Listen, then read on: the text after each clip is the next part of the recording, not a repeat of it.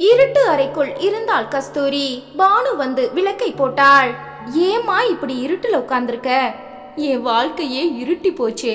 கிட்டத்தட்ட 20 வருஷம் ஆச்சு இருட்டு வந்து. அது எனக்கு தெரியாம இருட்ட வெளிச்சம்னு நினைச்சு நான் ஓடி இருக்கேன். ஏமா இப்படி பேசுற? பேசாம அதுதானே உண்மை. அம்மா, நீயா ஏதேதோ கற்பனை பண்ணிட்டு நீயும் குழம்பி மத்தவங்களையும் குழப்புற. யாரையும் நீ தப்பா நினைக்காத. அப்பா பிழைச்சிட்டார். இதே நிலையில நீ யோசிச்சா பிழைச்ச அவர் உயிரை விடுவார். போகட்டும். அம்மா, நீ என்ன பேசுற? அவர் உனக்கு புருஷன். எனக்கு மட்டும்தானா? வேண்டாம்மா, நிறுத்து. உனக்கு மூளைதான் கலங்கி இருக்கு. கார் வரும் சப்தம் வெளியே கேட்டது. மகேஷ் வர்றாமா, ஜாக்கிரதையா பேசு. உன்னை கெஞ்சி கேட்டுக்கிறேன். மகேஷ் உள்ளே வந்து விட்டான். பானு, பானு. காவியா வெளியே வந்தாள். அம்மாவும் அக்காவும் உள்ள இருக்காங்க. மகேஷ் உள்ளே வந்தான். கஸ்தூரி கட்டிலில் அமர்ந்திருந்தாள். பானு, அம்மாவுக்கு என்ன பிரச்சனை? அதிர்ச்சி. அப்பா திடீர்னு மயக்கமானத அம்மாவால தாங்கிக்க முடியல. இல்லடா, அவ சொல்றது உண்மை இல்ல. பானு நொந்து போனாள். உங்க அப்பா மயங்கினதுல எனக்கு எந்த அதிர்ச்சியும் இல்ல. என் அதிர்ச்சிக்கு காரணம் அம்மா. நிறுத்துமா. அம்மாவை பேச விடு பானு. அவங்க பேசக்கூடாத பேசித்தான் அப்பாவுக்கு அட்டாக். இத கூட புரிஞ்சுக்க முடியாத மடையனானா? விடு மகேஷ். புருஷ மனைவிக்கு மத்தியில 1000 இருக்கும். அதுல தலையிட பிள்ளைகளுக்கு கூட உரிமை இல்ல. இத நீ பெருசுபடுத்தாத. ஏண்டி இழுத்து மூடுற? எப்படியோ எல்லாமே ஒரு நாள் வெளியில தெரிஞ்சுதானே ஆகணும். என்ன தெரியணும்? சொல்லு, சொல்லுமா. மகேஷ் படபடக்க. ஐயோ அம்மா, போதுமே. மகேஷ், நீயாவது போயேன். இல்ல பானு, அம்மா பேச நினைச்சத பேசட்டும். உன்கிட்ட சொல்லி எந்த உபயோகமும் இல்லப்பா. நான் சுமந்து பெற்றிருந்தாலும் நீ அவளுக்கு தான் பிள்ளை. நீ என் பக்கம் இல்ல. இத பாரு, நீ ஆதங்கப்பட்டு லாபம் இல்ல. இத்தனை நாள் உனக்கு மத்தவங்க தேவை வேண்டி இருந்தது. உன்ன மாதிரி ஒரு சுயநலக்காரி இந்த உலகத்துல வேற யாரும் இல்ல. எங்களை ஆளாக்க பெரியம்மா பட்ட பாடு கொஞ்சம் இல்ல. தேவைகள் தீர்ந்ததும் அவங்கள தூக்கி போட நினைக்கிற நீ. அவங்களுக்கு நீ என்ன சேர்த்து வச்சிருக்காங்க? பெரியம்மா பேருக்கு வீடு சொத்துகளும் இருக்கா? இல்ல பேங்க் கணக்கு இருக்கா? என்ன வச்சிருக்காங்க பெரியம்மா? சொல்லட்டுமா? சொல்லு. உங்க அப்பாவை வச்சிருக்கா, போதாதா? அம்மா, அலறி விட்டான் மகேஷ். அந்த அலறல் வீடு முழுக்க ஒலித்து காவியா ஓடி வந்தாள். பானுவுக்கு ரத்த ஓட்டமே நின்று விட்டது. மகேஷ் முகம் சிவந்து முகம் முழுக்க நரம்புகள் இடம்பெயர்ந்து உடம்பு தடதடவென ஆடியது. பானு நடுங்கி விட்டாள். மகேஷ் தன் நிலைக்கு வர சில நிமிடங்கள் பிடித்தன. மகேஷ், இங்கிருந்து போயிடு. இது தொடர்பா இனி பேச வேண்டாமே, பிளீஸ். பானு கெஞ்சினாள். என்ன வெளியில துரத்துறியா பானு? உன்னை ஆளாக்குன தாய் மேல இப்படி ஒரு அபாண்டத்தை சுமத்தியும் ஒரு பொண்ணா இருந்து எப்படி பானு உன்னால இதை தாங்கிக்க முடியுது? நான் நினைச்சேன் இந்த மாதிரி இவங்க ஏதோ பேச போகத்தான் அப்பாவுக்கு அட்டாக் வந்திருக்கு. அவர் ரத்த ஓட்டம் உறைஞ்சு போயிருக்கு. ஒரு நிமிஷம் என் உயிரே போயிடுச்சு பானு. மகேஷ், நம்ம அப்பா எத்தனை நல்லவர், பெரியம்மா எத்தனை தூய்மையானவங்க. அவங்க 2 பேரையும் இணைச்சு பார்த்து ச்சே, எத்தனை விகாரமான மனசு. இப்ப கூட தலை சூடானா பெரியம்மா தான் எனக்கு எண்ணெய் வச்சு தலைக்கு ஊத்துவாங்க. நானும் ஆம்பளை தானே. பெரியம்மா என்னையும். மகேஷ், கஸ்தூரி அலற. புருஷனை சந்தேகப்படுற பொம்பளைக்கு வளர்த்த பிள்ளைய சந்தேகப்பட எத்தனை நேரமாகும்? குடும்பத்தை குழந்தைகளை போட்டது போட்டபடி விட்டுட்டு ஆபீஸ் தான் கதின்னு நீயும் தானே ஓடுன. அங்க யார் கூட உனக்கு தொடர்பு? நான் கேட்கட்டுமா? கஸ்தூரி மிரண்டு போய் காதுகளை மூடிக்கொண்டாள். உடம்பு ஒரு கணம் இயக்க மறுத்தது. மகேஷ், பெத்த அம்மாவை என்ன கேள்வி கேக்குற நீ? உனக்கு வெக்கமில்ல? 25 வருஷமா ஓடுன அவங்க யாருக்காக உழைச்சாங்க? நிறுத்து பானு, அதையே தான் நானும் கேக்குறேன். இதே 25 வருஷங்களா பெரியம்மா யாருக்காக உழைச்சாங்க? இது இவங்க குடும்பம். இவங்க உழைச்சா ஒரு அர்த்தம் இருக்கு. அதுல லாபம் இருக்கு, கடமை இருக்கு. பெரியம்மாவுக்கு என்ன இருக்கு? யாருக்காக இந்த உழைப்பு? ஆம்பளைக்கு அலையிற பொம்பளையா பெரியம்மா இருந்தா பணமும் வசதிகளும் பெரிய சமூக அந்தஸ்து உள்ள ஆம்பளைய தேடி போயிருக்கலாமே. கடனும் குடும்ப சுமையும் உள்ள ஒரு மிடில் கிளாஸ் சிவராஜ் கிட்ட என்ன இருக்கு? அவரை அடையிற காரணமா பெரியம்மாவுக்கு என்ன மிஞ்ச போகுது? எத்தனை அருவருப்பான சிந்தனை இது! பானு பேச முடியாமல் தடுமாறி நின்றாள். அப்பா இத பேச முடியாம உள்ள மூடி வச்சு அலறார். நமக்கு தெரிஞ்சும் பேச வழி இல்ல. காரணம் சமூக கௌரவம் பாக்குற அவலம். விடு மகேஷ். இல்ல பானு, என்ன ஆளாக்குன தெய்வத்தை இவங்க இத்தனை மோசமா கேவலப்படுத்தினதால நான் ஒரு முடிவுக்கு வந்திருக்கேன். மகேஷ், நீ என்ன சொல்ற? பானு சொல்ல கஸ்தூரி நிமிர்ந்து அவனை பார்க்க. என்ன பெத்திருந்தாலும் இவங்களை இனி நான் அம்மாவா கூற முடியாது. என்னை பொறுத்த வரைக்கும் அந்த உறவு ரத்தாகுது இந்த நிமிஷம் முடிய. அப்படி சொல்லாத மகேஷ். சொல்லுவேன் பானு, என்னால தாங்கிக்க முடியல இத. இவங்களை தவிர பெரியம்மாவை யார் இப்படி பேசியிருந்தாலும் அவங்க உயிரை நான் எடுத்திருப்பேன். அதை இப்ப நான் செய்யல. காரணம் 10 மாசம் இவங்க கர்ப்பத்துல நான் குடியிருந்திருக்கேன். அந்த தாய்மைக்கான முதலும் கடைசியுமான மரியாதை. அடுத்தபடியா எங்க அப்பாவை நான் மதிக்கிறேன். அதனால கொலைகாரனா மாற விரும்பல. அது மட்டும் இல்ல, என்னோட வெறுப்ப இந்த 4 சுவத்துக்குள்ள மட்டும்தான் காட்டுவேன், வெளியில காட்ட மாட்டேன். காரணம், என் தங்கச்சிங்க வாழணும். உங்க 2 பேரையும் வளர்த்த என் பெரியம்மாவுக்கு நான் செலுத்துற காணிக்கை இது. கஸ்தூரியின் மௌனம் தொடர பானு கதறிவிட்டாள். அப்படி சொல்லாத மகேஷ். உயிரோட அம்மாவை கொல்லாத, அவங்க தாங்க மாட்டாங்க. நான் தாங்குவேன் பானு. இருவரும் குபீரென திரும்ப. இவன் பேசினது என்ன பாதிக்கல. இதுல எனக்கு எந்தவித அதிர்ச்சியும் இல்ல. கட்டின மனைவி சிலுவை சுமந்ததை புரிஞ்சிக்காத ஒரு மனுஷன் அவ அக்காவை ஆதரிச்சா எந்த ஒரு மனைவியும் பேசத்தான் செய்வா. நான் பேசினதுல தப்பு இல்ல, அதை வாபஸ் வாங்க நான் தயாராவும் இல்ல. இவன் எந்த ஒரு சமூக கௌரவமும் பார்க்க வேண்டாம். ஊரறிய என்ன உதறினாலும் அதுக்காக நான் வருத்தப்படல. என்கிட்ட எந்த ஒரு குற்ற உணர்ச்சியும் இல்ல. இப்பவும் கஸ்தூரி தெளிவாத்தான் இருக்கா. பேசினதுக்காக வருந்தல. இவனோட பணம் பதவி என் கால் தூசுக்கு சமம். போக சொல்லு அவனை. பானுவும் காவியாவும் கோவிலுக்கு வந்தார்கள். பிரச்சனைகளை அலசினார்கள். பானு எப்போதும் போல அம்மா பக்கத்தில் இருக்கும் நியாயங்களை எடுத்துரைத்தாள். ஆனால் காவியா மகேஷ் சொல்வதும் சரிதானோ என்ற மனநிலைக்கு வந்துவிட்டாள். பானு, தப்பு நம்ம அம்மா மேல இருந்தா அதை ஒத்துக்கிற துணிச்சல் நமக்கும் வேணும். நம்மையும் பெரியம்மா ஆளாக்கி இருக்காங்க, அந்த நன்றி நமக்கும் இருக்கணும். சரிடி, அம்மா காலை ஆட்டிக்கிட்டு வீட்டுல படுத்து கிடக்கலையே, வேலைக்கு போய் படாத பாடு படலையா? அந்த பணம் இல்லைனா வசதியான வாழ்க்கை கிடைக்குமா நமக்கு? பெரியம்மாவும் ஒரு வேலைக்காரி மாதிரி இந்த வீட்டுக்காக உழைச்சதை யாரும் மறுக்க கூடாது பானு. நீயும் ஒரு பக்கமா பேசாத. இல்ல காவியா, சரி, மத்த எல்லாத்தையும் விடு. அப்பாவையும் பெரியம்மாவையும் இணைச்சு அம்மா பேசுனது நியாயமா? தப்புதான் காவியா. இந்த நிலையில நீயும் நானும் தலையிட்டு ஏதாவது செஞ்சாகணும். ஒற்றுமையா இருந்த குடும்பம் உடைஞ்சிருக்கு. அதை சரி கட்டுற கடமை நமக்கு இருக்கு இல்லையா? என்ன செய்யணும் பானு? தனித்தனியா எல்லார்கிட்டையும் பேசலாம். பேசி அவங்க சோகத்தை குறைக்கலாம். எல்லாரும் முக்கியம்னு எல்லாருக்கும் உணர வைக்கணும். இன்னைக்கு அப்பா வீட்டுக்கு வந்துடுவார் பானு. அப்பா கிட்ட தொடங்கலாம். அப்பாவுக்கு டாக்டர் டிஸ்சார்ஜ் கொடுத்து விட்டார். ஆஸ்பத்திரிக்கு வந்து 3 நாட்கள் முடிந்து விட்டன. மகேஷ் பில்லுக்கான பணத்தை கட்டிவிட்டு வந்தான். பெரியம்மா சகலத்தையும் பேக் செய்து கொண்டாள். அப்பா புறப்பட தயாராகிவிட்டார். Wheel chair வேணுமாப்பா? வேண்டாம் மகேஷ், இப்ப எனக்கு எந்த பிரச்சனையும் இல்ல, நானே நடந்து வர்றேன். மகேஷ், நீ பைகளை எடுத்துக்கோ, உங்க அப்பாவை நான் பிடிச்சு கூட்டிட்டு வர்றேன். பெரியம்மா சொல்ல. வேண்டாம் தைலா, நான் நடந்து வந்துடுவேன். கைகளை பிடிக்க பெரியம்மா வந்த போது கூட அப்பா விலகி போனதை மகேஷ் கவனித்தான். அவனுக்கு அப்பாவின் மனநிலை புரிந்தது. வேதனையாக இருந்தது. பெரியம்மாவுக்கு அம்மா பேசியது தெரிந்தால் என்ன நடக்கும்? தாங்குவாங்களா? இந்த வீட்டுல இருக்க மாட்டேன்னு சொல்லிட்டு போயிடுவாங்களா? ஐயோ, அப்படி எதுவும் நடந்து விடக்கூடாது.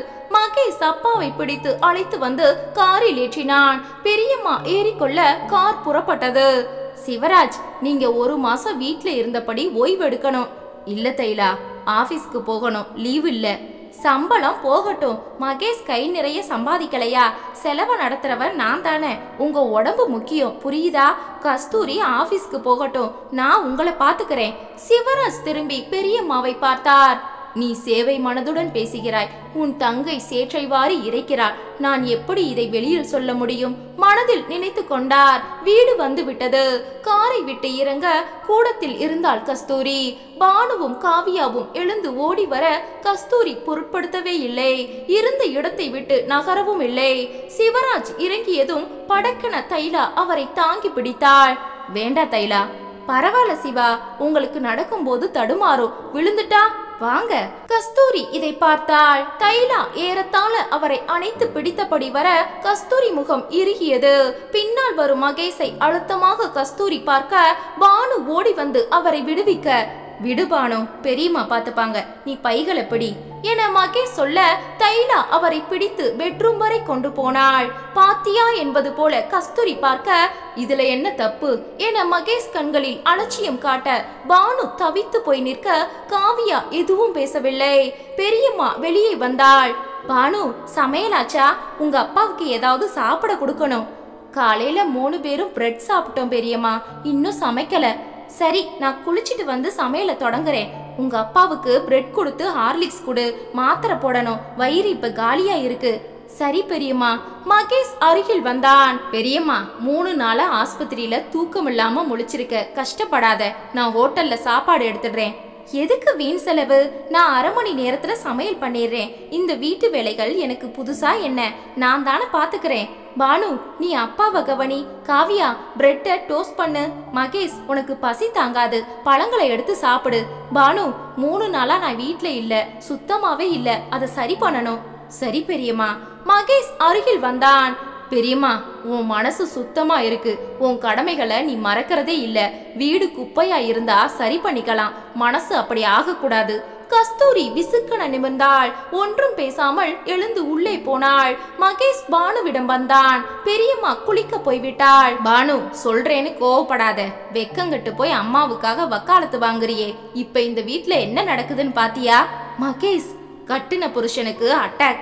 ஆஸ்பத்திரிக்கு வந்து பார்க்கல, ஏன்னு கேட்கல. அவர் பிழைச்சு வீடு வந்தப்ப வாசலுக்கு வரல. இந்த நிமிஷம் வரைக்கும் அவர் பக்கத்துல போகல. அவருக்கு மனசு எப்படி இருக்கோ? இவெல்லாம் ஒரு பொம்பளையா பானு? மகேஷ் ப்ளீஸ். என்ன ப்ளீஸ்? 3 நாளா தூக்கம் முழிச்ச பெரியம்மா வீட்டுக்கு வந்ததும் செயல்பட தொடங்கியாச்சு. சமையல், கிளீனிங், பிள்ளைங்க பசின்னு பறக்க தொடங்கியாச்சு. எதுக்கு? இந்த குடும்பத்து மேல நம்ம மேல உள்ள பாசம் தானா அது வெளிப்படுது. இது ஏன் பொறுப்புன்னு மனசு தவிக்குது. பாக்குறல்ல? யாரு அம்மா பானு? சுமந்து பெத்தவ எல்லாரும் அம்மா இல்ல, மனசுல சுமக்கணும். புரிஞ்சுக்கங்க நீங்க 2 பேரும். சொல்லிவிட்டு உள்ளே போய்விட காவியா அருகில் வந்தாள். பானு, நீ அப்பாவை கவனி, வீட்டு கிளீனிங் வேலைகளை நான் பாத்துக்கிறேன். பெரியம்மா குளித்து விட்டு அவசரமாக வந்தாள். இதோ நான் குக்கர் வச்சிடுறேன், இப்ப சமையல் ஆயிடும். பிரெட் பாலுடன் பானு உள்ளே வந்தாள். கதவை சாத்திட்டு வாமா. சரிப்பா, முதல்ல இதை சாப்பிடுங்க, அப்புறமா மாத்திரைகளை போட்டுக்கலாம். பானு, இப்படி வந்து உட்காரு. என்னப்பா? நீ பாத்தியா? ஆஸ்பத்திரிக்கு வரல, வீட்டுக்கு வந்தவனையும் ஒரு வார்த்தை கேட்கல. அப்படி நான் என்னமா பாவம் செஞ்சுட்டேன்? விடுங்கப்பா, புத்தி கெட்டு போயிருக்கு, சரியாயிடும். நீங்க உடம்ப அலட்டிக்காதீங்க, சாப்பிடுங்க. நீ உங்க அம்மா பக்கம் பேசுறவ, உனக்கே புரியுதா இல்லையா? அப்பா, ஒரு இடத்துல கோணல் ஆயிருச்சு, அதை சரியா நிமிர்த்தணும், செஞ்சிடலாம். இந்த குடும்பம் பழைய சந்தோஷத்துக்கு வரணும். எனக்கு அந்த நம்பிக்கை இல்ல பானு. எனக்கு இருக்குப்பா, நானும் காவியாவும் அதை கொண்டு வர்றோம். நீங்க சாப்பிடுங்க. அவரை பலவந்தமாக சாப்பிட வைத்தாள். மாத்திரைகளை தந்தாள். படுங்கப்பா, எதையும் மனசுல போட்டுக்காதீங்க, எல்லாம் சரியாகும். சரிம்மா. கதவை சாத்தி கொண்டு பானு வெளியே வந்தாள். 1/2 மணியில் ஆவி பறக்கும் காரக்குழம்பு, கீரை மசியல், சேம்பு வறுவல், சுட்ட அப்பளம் என தூக்கலான வாசனையுடன் சாப்பாடு தயாராகிவிட்டது. பசங்களா, 3 பேர் வாங்க, பசியா இருப்பீங்க, சாப்பிடுங்க. பெரியம்மா, அப்பாவுக்கு இப்ப தூங்கட்டும், 1 மணிக்கு மிளகு ரசம் பண்ணிட்டு நானே சாப்பிட வைக்கிறேன். காவியா, அம்மாவை கூப்பிடு. பானு சொல்ல, நானும் உங்க அம்மாவும் சாப்பிடுறோம், நீங்க 3 பேரும் சாப்பிடுங்க வாங்க. 3 பேரும் வந்து உட்கார்ந்தார்கள். பெரியம்மா பரிமாறினாள். நீங்க 3 பேரும் கவலைப்படாதீங்க, அப்பாவுக்கு எந்த பிரச்சனையும் இல்ல, வீட்ல இருந்து ஓய்வெடுத்தா சரியாயிடும். மகேஷ் திரும்பினான். பெரியம்மா, பிசைஞ்சு வை. இப்பவும் இவன் குழந்தைதான். நெய் ஊற்றி பிசைந்து வைத்தாள். காவியா ஆச்சரியமாக பார்த்தாள். எதுவுமே நடக்காதது போல இந்த பெரியம்மா வெகு இயல்பாக வீட்டை கவனிக்கிறாள். எப்படி இது சாத்தியம்? குடும்பம் ஒன்றுதான் இவளது இலக்கா? சமையல், வீட்டு சுத்தம், பராமரிப்பு, வேறு எதை பற்றியும் யோசிக்க மாட்டாளா? குழப்பமாக இருந்தது. இவர்கள் சாப்பிட்டு முடித்தார்கள். பெரியம்மா, உனக்கு பசிக்கும், நீ சாப்பிடு. பானு, உங்க அம்மாவை வர சொல்லுடி, நாங்க 2 பேரும் சாப்பிடுறோம். சரி பெரியம்மா. பானு எழுந்து உள்ளே வந்தாள். கஸ்தூரி கம்ப்யூட்டரில் ஏதோ வேலை செய்து கொண்டிருக்க, அம்மா சாப்பிடவா? நீங்கெல்லாம் சாப்பிட்டாச்சா? ஆச்சுமா, பெரியம்மா உனக்காக காத்துக்கிட்டு இருக்காங்க, வந்து சாப்பிடு. கஸ்தூரி சரக்கன திரும்பினாள். இவ சமைச்சத இவ கூட உட்கார்ந்து நான் ருசிச்சு சாப்பிடணுமா? அதை விட விஷத்தை தின்னு சாகலாம், போடி. பானுவுக்கு சுருக்கன ஏறிவிட்டது. என்னம்மா உளர்ற? பெரியம்மா எதுவுமே நடக்காத மாதிரி வீட்டு வேலைகளை வந்த முதல் கவனிக்கிறாங்க. எங்களை சாப்பிட வச்சு உனக்காக காத்துக்கிட்டு இருக்காங்க. நீ இப்படி பேசுறது நியாயமே இல்ல. எனக்கு சுத்தமா பிடிக்கலனா போடி. அவ உன்னையும் வளைச்சிட்டாளா? யாரையும் வளைக்கலமா. தப்பு தப்பா பேசுறத நீ நிறுத்து. சரி, பெரியம்மா கெட்டவங்க, நீ ரொம்ப நல்லவ, அப்படியே இருக்கட்டும். உன் புருஷன் எங்க அப்பாவை ஆஸ்பத்திரிக்கு வந்து பாத்தியா, விசாரிச்சியா? அட, அவர் வீட்டுக்கு திரும்பினதும் வாசலுக்கு வந்தியா, உள்ள கூப்பிட்டியா? இந்த நிமிஷம் வரைக்கும் நீ பேசல. காலையில பிரெட்டை கூட நான் தான் கொண்டு வந்து கொடுத்தேன். இந்த வீட்டுல உன் பிள்ளைங்க சாப்பிடணும்னு நீ கவலைப்பட்டியா? 3 நாள் ஆஸ்பத்திரியில இருந்தவ உள்ள வந்ததும் பம்பரமா சுழன்று எல்லா வேலைகளையும் செய்யறா. நீ யாரையும் மதிக்கல. உன் மேல எனக்கே கோபம் வருது. உன் செயல்கள் எதுவுமே எனக்கு நியாயமா படல. மத்தவங்க குடும்ப நிர்வாகம் பார்க்கும்போது உனக்கு பொறாம வருதே. உன் கடமைகளை பொறுப்பை உணர்ந்து நீ நடந்துகிட்டியா? உனக்கு பேச யோக்கியதை இருக்கா? பானு விலாசி விட்டாள். முடிச்சிட்டியாடி? நீதான் அதை செஞ்சுக்கிட்டு இருக்க. உறவுகளை முடிக்க தொடங்கிட்ட. நிறுத்தடி. அவ எனக்கு துரோகம் செஞ்சுட்டு என் குடும்பத்தை தன் கைவசப்படுத்திட்டு பெத்த பிள்ளையே என்னை கேவலம் பேசும்படி பண்ணிட்டு எதுவுமே நடக்காத மாதிரி இருக்கா. அது கண்ணில் படலையா உனக்கு? ஏமா இப்படி பேசுற? இத்தனை காலம் செய்யற எல்லாத்தையும் அனுபவிச்சுட்டு இப்ப நீ கேள்வி கேட்கறது நன்றி கெட்டத்தனம். தப்புமா. மனசுல உள்ள அழுக்குகளை கழுவிட்டு சாப்பிடவா. அவ சமைச்சதை இனி நான் சாப்பிட மாட்டேன். எப்பவுமா? ஆமா, எனக்கு நானே சமைச்சுப்பேன். அப்ப எங்களுக்கு? நீங்கெல்லாம் என் பக்கம் நியாயத்தை உணர்ந்து என் பக்கம் வரும்போது உன் பக்கம் நியாயம் இருக்கா? இந்த திமிரும் அகங்காரமும் உன்னை தனிமைப்படுத்தும். பணம் மட்டுமே உன்னை ரட்சிக்காதுமா. சாபமாடி. ஒரே ஒரு கேள்வி கேட்கிறேன், பதில் சொல்லு. உங்க பெரியம்மா வந்தாலே ஏன் நீ ஆஸ்பத்திரிக்கு வரல? அப்படி நீ என்ன பேசுன? அவருக்கு ஏன் அட்டாக்? உன் புருஷன் வீடு திரும்பியும் ஏன் அவர்கிட்ட நீ போய் பேசல? உனக்கு என்ன கோபம்? நீ செய்யறது நல்லா இருக்கா? ஏன் இப்படி நடக்கிறன்னு ஏதாவது கேட்டாளா? இல்ல. ஏன் கேட்கல? ஒருத்தி அப்பாவியா வெகுளியா இருந்தா தன் தங்கை பண்ற தப்ப தட்டி கேட்க மாட்டாளா? சொல்லுடி, ஏன் கேட்கல? ஏன் கேட்கல? கேட்கிற துணிச்சல் அவளுக்கு இல்ல. கேட்ட நொடியில அவளோட துரோகத்தை நான் பகிரங்கமா போட்டு உடைப்பேனே. பதில் சொல்ல முடியுமா அவளால? சொல்லுடி.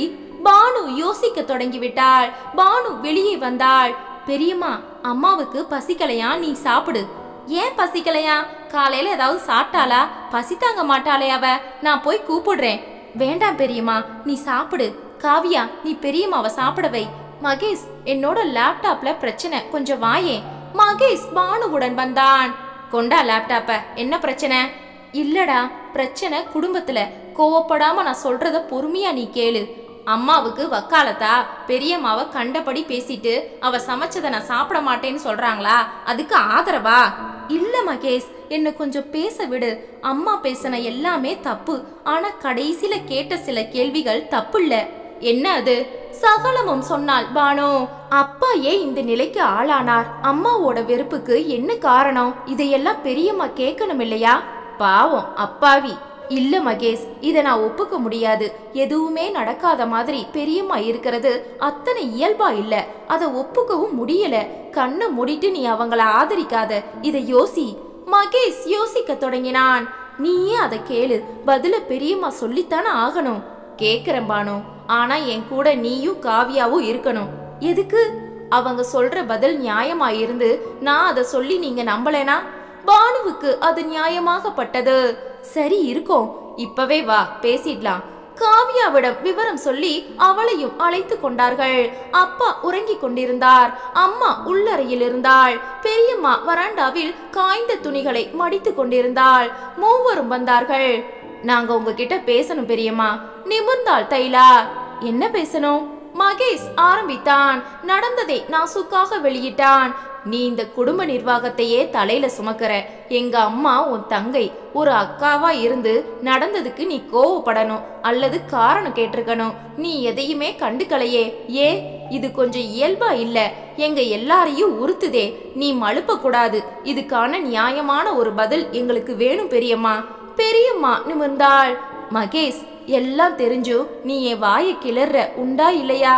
மகேஷ் ஆடி போனான். தங்கைகளை பார்த்தான். சரி பெரியம்மா, அப்படியே இருக்கட்டும். எப்படியா இருந்தாலும் உன் பதில் வேணும். பெரியம்மா மூவரையும் பார்த்தாள். எனக்கும் உங்க அப்பாவுக்கும் கள்ள தொடர்பு இருக்கிறதா கஸ்தூரி சந்தேகப்பட்டு அதை உங்க அப்பா கிட்ட சொல்ல போகத்தான் அவருக்கு இந்த ஹார்ட் அட்டாக். மூவரும் ஆடி போனார்கள். பெரியம்மா, உனக்கு எப்படி தெரியும்னு கேக்குறியா? யாரும் சொல்லல. ஆனா இத கூட யூகிக்க முடியாத அளவுக்கு நான் முட்டாள் இல்லடா மகேஷ். பெரியம்மா, கஸ்தூரி மனசுல கள்ளம் புகுந்தாச்சு. அதனால தான் அவ ஆஸ்பத்திரிக்கே வரல. வீட்டுக்கு வந்தும் புருஷனை விசாரிக்கல, என்கிட்டயும் பேசல. இதெல்லாம் தெரிஞ்சுதான் அவளை சாப்பிட கூப்பிட்டேன். அவ வரமாட்டான்னு எனக்கும் தெரியும். மகேஷ் ஆச்சரியமாக பார்த்தான். கஸ்தூரி சந்தேகப்படுறா. அதனால அவன் மனசுல வெறுப்பு மண்டி கிடக்கு. என் சமையல அவ இனி சாப்பிட மாட்டா, என்கிட்ட பேச மாட்டா, என் நிர்வாகத்தை அவ ரசிக்க மாட்டா. மொத்தத்துல அவளோட எதிரினா சரியா? போதும் பெரியம்மா, இத்தனையும் உனக்கு தெரிஞ்சும் எப்படி நீ மௌனமா இருக்க? பானு முன்னால் வந்தாள். சாரி பெரியம்மா, இது உங்களை பாதிக்கலையா? இத பாரு பானு, நான் புருஷனை பிரிஞ்சு வந்த ஒரு வாளா வெட்டி. எதுக்கு பிரிஞ்சேன்? அவருக்கு குடிப்பழக்கம் சூதாட்டம் எல்லாமே உண்டு. குடும்பத்தை அவர் கவனிக்கல. அதையும் கடந்து தப்பான பெண்களோட உறவு இருந்தது. நான் போராடி அவரை திருத்த முயற்சி செஞ்சேன். அந்த முயற்சியில 5 வருஷ காலம் வீணாச்சு. இதெல்லாம் கஸ்தூரிக்கு தெரியும். நீ பட்ட கஷ்டம் போதும், என்னோட வந்துடுன்னு என்னை கூட்டிட்டு வந்தவளே உங்க அம்மா தான். அப்ப முதல் என்ன ஆதரிச்சவளும் அவதான். அந்த நன்றி கடனுக்கு தான் இப்பவும் அவ குடும்பத்துக்காக நான் உழைக்கிறேன். சரி பெரியம்மா, உன் மேல அபாண்ட சுமத்தினப்ப அத நீ ஏன் தட்டி கேட்கல? எதுக்கு? அதுல உண்மை இல்லையே. அப்படி இருக்க உனக்கு கோபம் வந்திருக்கணுமே, ஏன் வரல? மகேஷ், எனக்கு கோபம் வந்து நான் கூச்சல் போட்டா உங்க அப்பா உயிருக்கே ஆபத்து வரும். அவரை இந்த குடும்பம் இழக்கலாமா? 2வது ஊர் சிரிக்கும், நம்ம குடும்ப கௌரவம் பாதிக்கும். 2 கை தட்டுனா தானே சப்தம். நான் தட்டல. ஊரறிய உறக்க பேச வேண்டாம் பெரியம்மா. அம்மாவை நீ கண்டிக்காதது ஏன்? அவ கேட்க போறாளா? நாம பேசுறது மதிக்கப்படாத இடத்துல பேசி லாபம் இல்ல மகேஷ். அவ என்ன சொல்லுவா? இத்தனை நாள் நீ இருந்தது போதும்னு சொல்லுவா. வாக்கெடுப்பு நடத்தி சிவராஜ் என் பக்கம் நின்னதுதானே அவளை அசிங்கமா பேச வச்சது. நீ வீட்டை விட்டு வெளியில போன்னு என்கிட்ட சொல்லுவா. நான் விடுவனா பெரியம்மா? மாட்ட. அம்மா பிள்ளைக்கு மத்தியில மோதல் வரும். எதுக்கு? வந்தாச்சு பெரியம்மா, அது சரியாகுண்டா. எப்பவும் பகை நீடிக்குமா என்ன? காவியா முன்னால் வந்தாள்.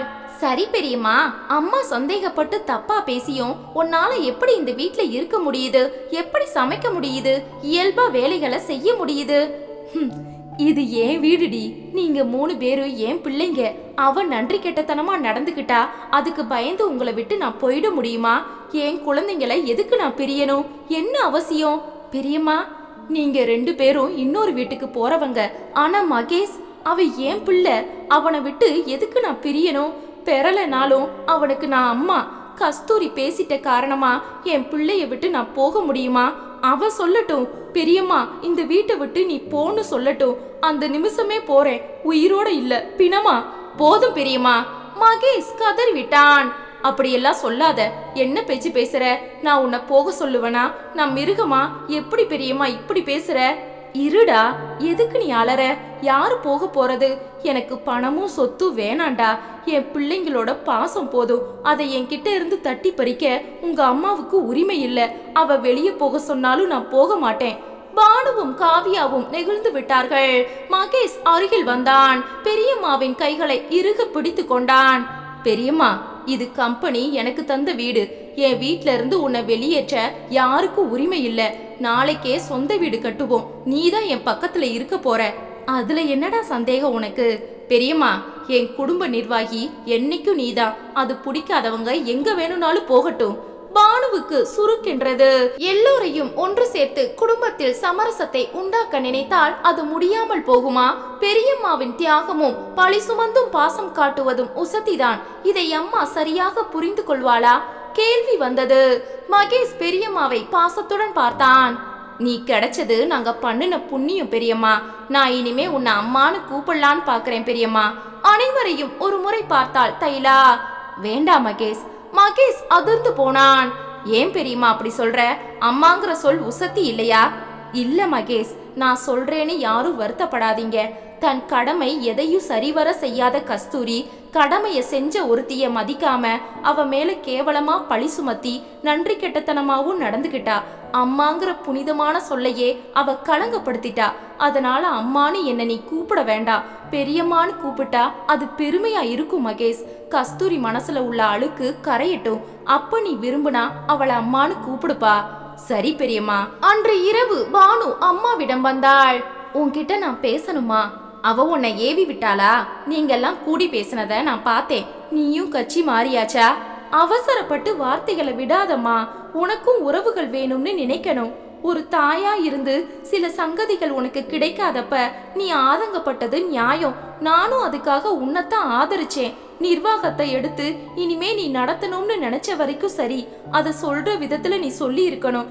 அதை விட்டுட்டு கேவலமா அப்பாவையும் பெரியம்மாவையும் இணைச்சு பேசி நீ அசிங்கப்படுத்திட்ட.